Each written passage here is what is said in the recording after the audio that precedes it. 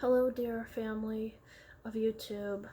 I am working on a picture, and I named this picture the Parrishing. It is a Christian disciple of Jesus picture. Because the days that we're living in are becoming so terribly evil and dangerous and wicked, I want to just touch briefly on the subject, the Oedipus of the poor. And this is something that I began to understand while I'm rendering this picture.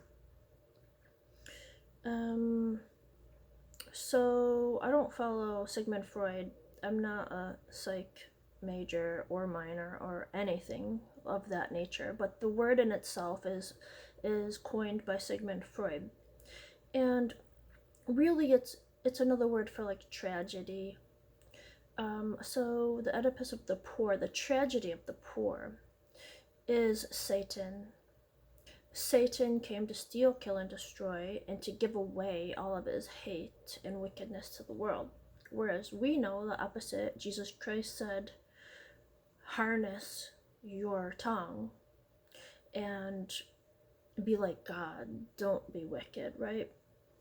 And the days we're living in, we have to be able to really harness our tongue, stand with the full armor of God on, and be able to speak the words of Christ. And that means giving the gospel to the world. And that means a lot to really discuss the armor of God. But this video is about, the method of operation of Satan is to divide and conquer. And Christ teaches the opposite, to hold together and hold fast together, steadfast, always praying, never ceasing in prayer and in love of God and love of neighbor. And so I just want to bring this to the surface here and the internet here, because the times we're living in, we have to really be able to understand what is at stake here. And your soul is at stake here, because we know that Satan, in the end, in the book of Revelation, has the mother whore of Babylon and all these wicked people that do not see nor understand anything about hate, anything about what is truly righteous in the eyes of God. And there's going to be a price to pay for standing against the evils of Satan, the fiery darts and the evils of Satan.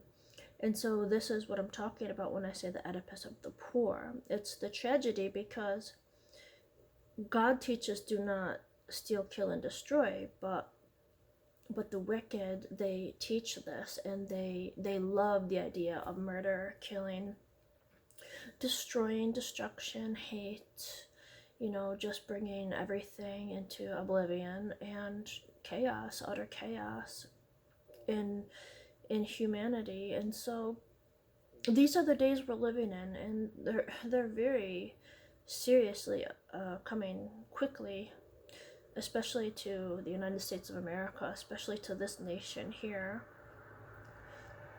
And so you have to do all that you can to maintain your composure and your full armor of God, because as Satan will come to steal, kill, and destroy, he's doing it brilliantly. Yes, and so he is doing this brilliantly to steal, kill, and destroy, because that's what he's meant to do. And so do not fear the world.